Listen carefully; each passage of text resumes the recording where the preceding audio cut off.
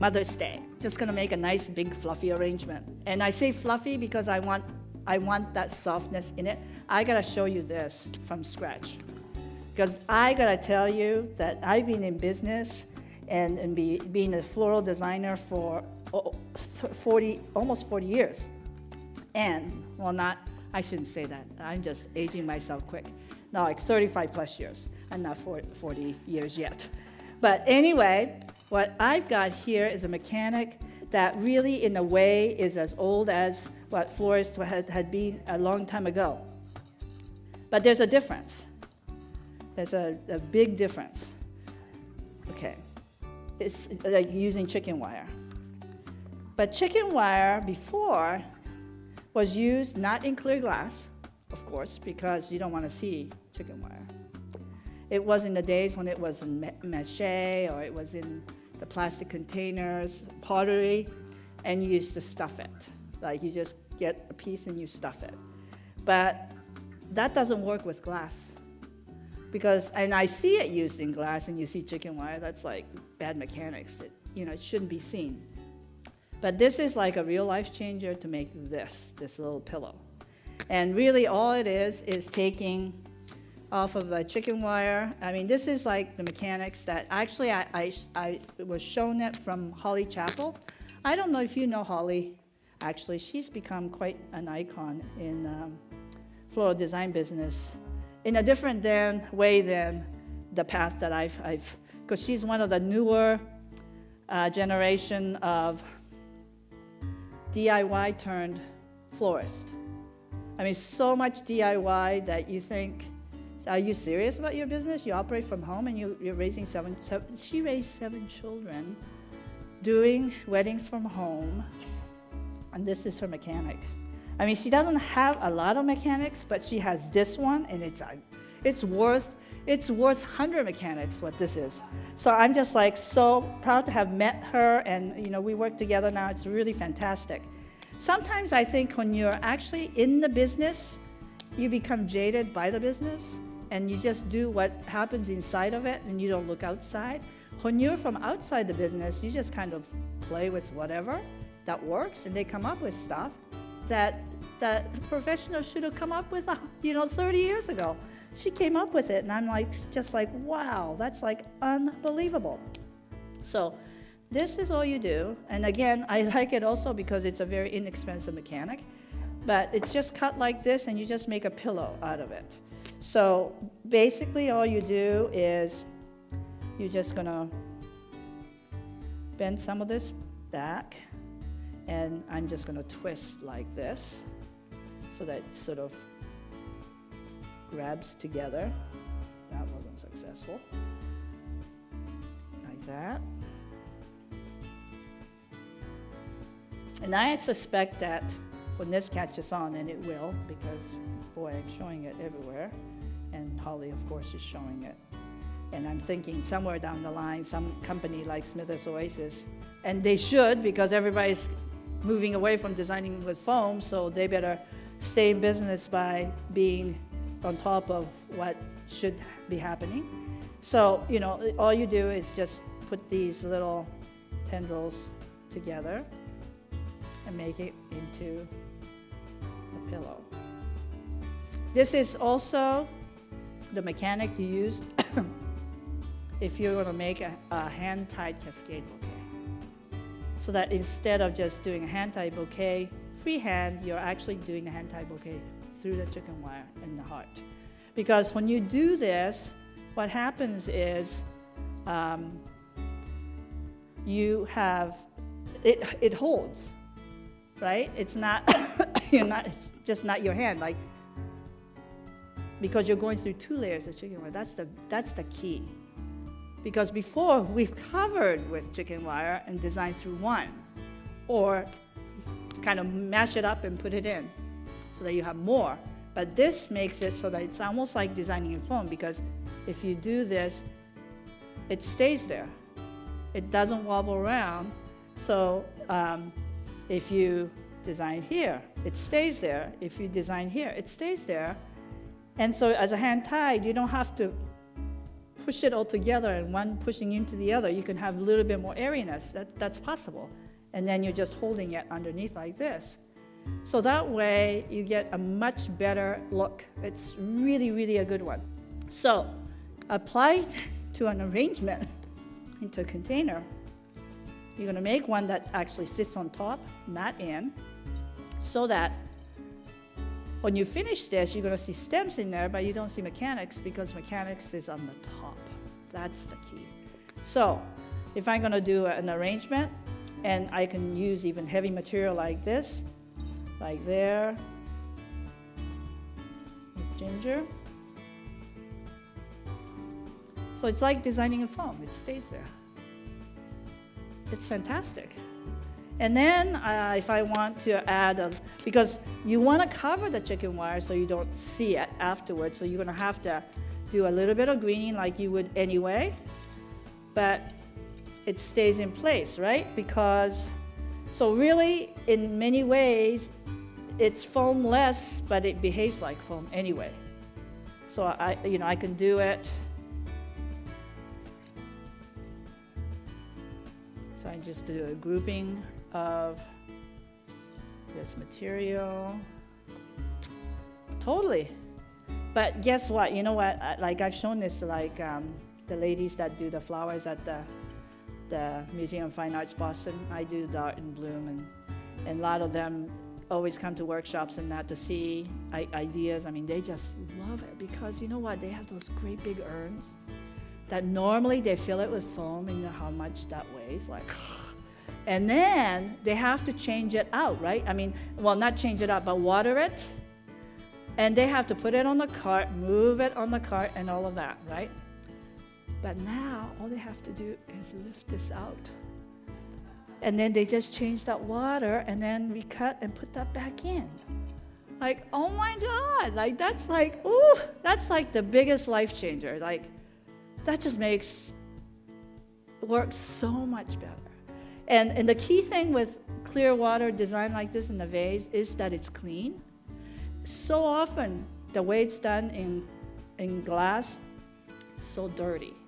Because they have to stuff with so many stems in there to make it stay together, that there's all different stems in there, and then leaves gets in there, and it's stuffed, and you don't get that beautiful clarity of water and stems just floating in it. This one, you don't have to overstuff it, because this is what's holding it. So it's just like unbelievable. This is like, why didn't we know this earlier? It could have saved us a lot of trouble. Because you know those big urns are a killer. They're just a killer. And with a foam, it's ridiculous. But you can see that, you know, it holds everything in place where I want it to go. But look how quickly it fills out. Isn't that great? Oh my God, when I learned this, it's like the best thing ever. Yeah, for sure. Okay, so what did I do? Okay, here. So I'm going to go for a little bit more gardenier look because it's what usually doesn't happen with tropicals, right? Because tropicals always has that stiff, this kind of look.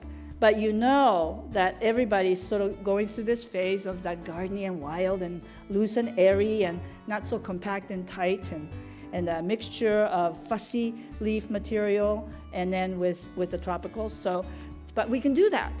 We can do that real easily because we just have to look to some of the bushes that's out there to get that little softer kind of foliages and get that to start to cover the mechanics of this wireframe. I mean, it's already disappearing.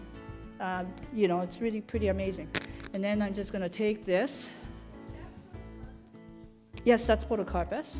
Yes. And this is actually a miniature, the Argentea, that usually they're that real big heavy thing, but this is a miniature. It's beautiful, isn't it?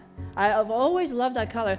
And this is a perfect import replacement for Dusty Miller. You know, it's the perfect color. It's beautiful, beautiful. In fact, when you really look at it, Dusty Miller is becoming very commonplace. This is much newer, and it's very exciting. So I can see that. And then this one, I'm going to use it short, like a grass. Because I know, it's criminal. It's just like what I'm doing with everything is cut short. It's like criminal. But the thing is, it's beautiful. Look at how beautiful that is. It's like, oh my God, now it's got a whole different look. It's really quite amazing. And then I'm going to take, and the thing is, we're taking away some of its original beauty of tropicals by cutting down the stem. I know that. But the thing is, we have to go through this phase of familiarity. For me to teach the mainlander to want to do this, they have to relate to what they're doing now, that yes, they can do that with this too. Before we can start to stretch out the stem and do the other stuff. It's like baby steps at a time to teach them how to do this and how to like it. So, so I'm going to go short with this so that it's in, and then a little bit longer so that we get that sort of airiness with extension. But it's nice to have it tight so that it interfaces with the texture of this. That's the key thing, is that you can't have it all floating out and this is in the bottom of it. You have to show how beautiful one surface to the other. You have to do this. And then I'm going to take the orchids and I'm going to keep that one a little bit longer so you can see the whole thing. And I'm actually using, the technique of grouping, because grouping makes the use of that particular product stronger.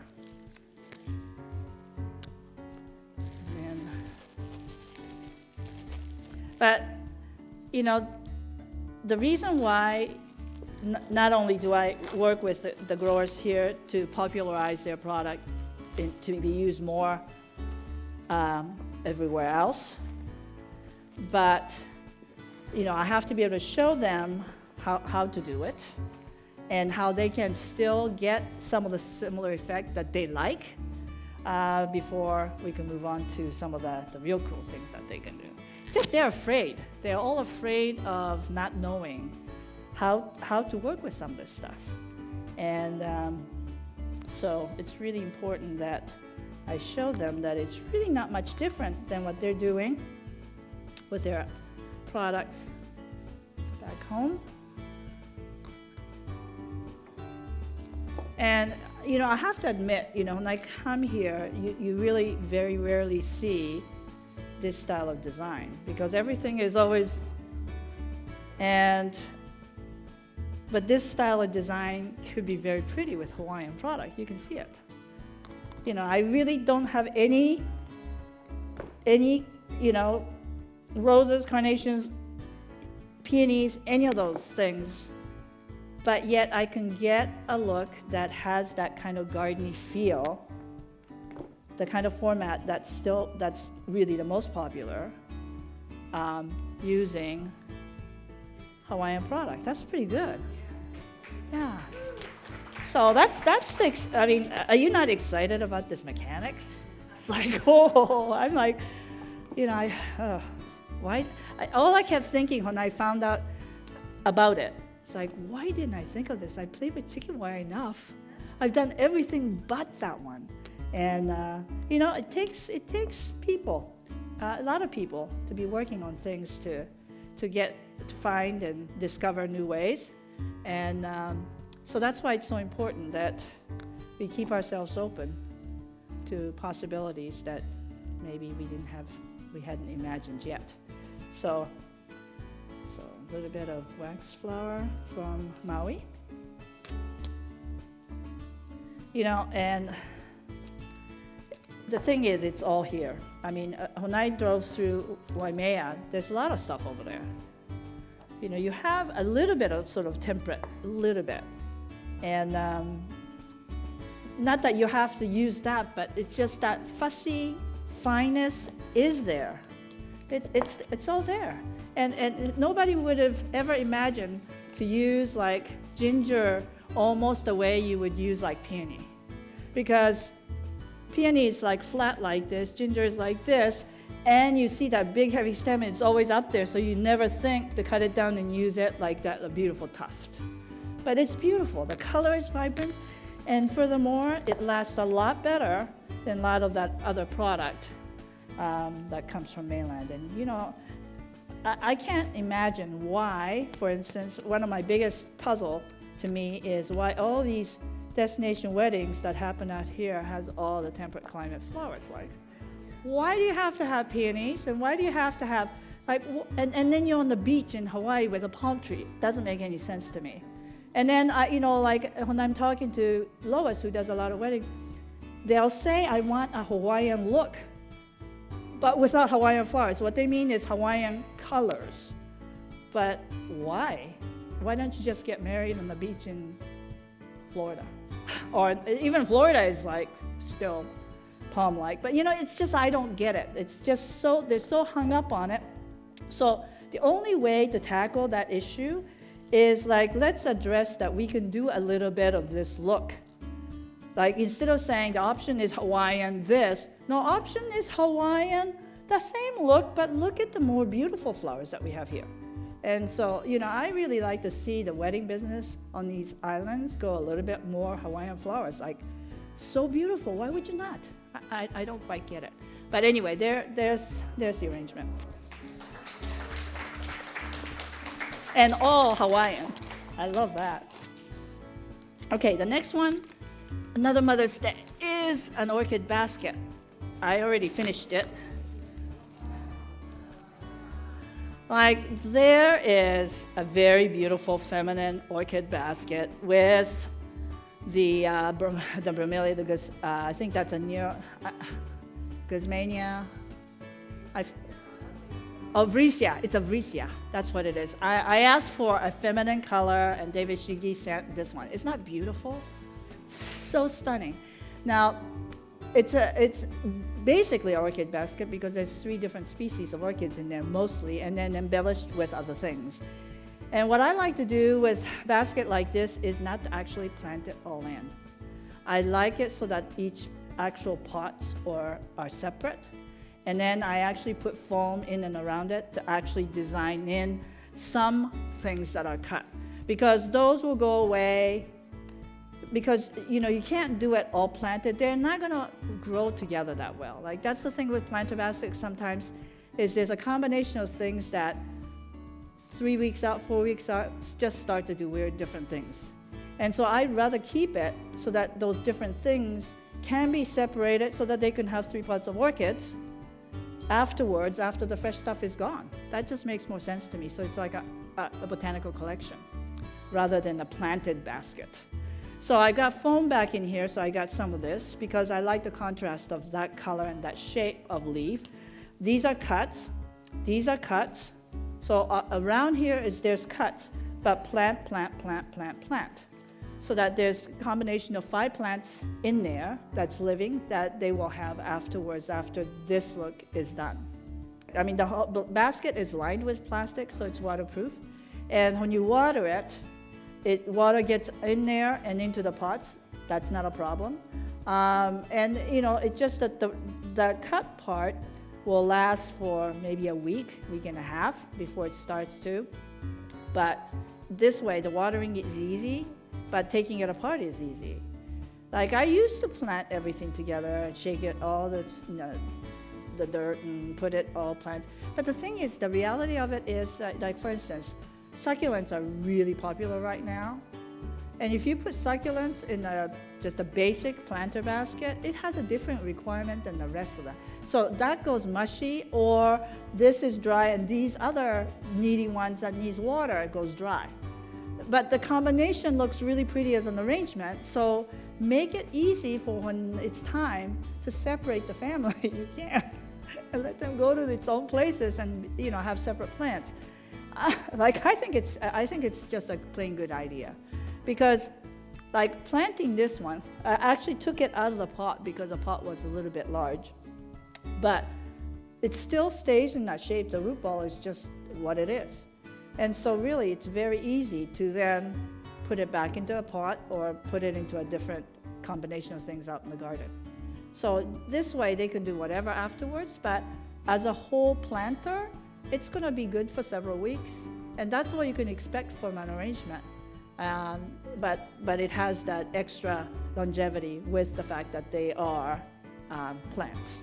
But I love the colors. Like these are kind of things to me, that's the beauty of tropicals, is the range of colors is extremely good. And it's a shame that the mainlanders have only that much knowledge of tropicals, the reds and oranges, and they think that that's all there is. You know, if they've not been here, that's all they know. And they just sort of reject it and say, oh, you know, like that color palette doesn't turn me on, or that it's too harsh. But any of these things that I've created is hardly harsh. It's all very feminine, soft, gardeny, it fits everything that's trendy today. And it's all done with Hawaiian material.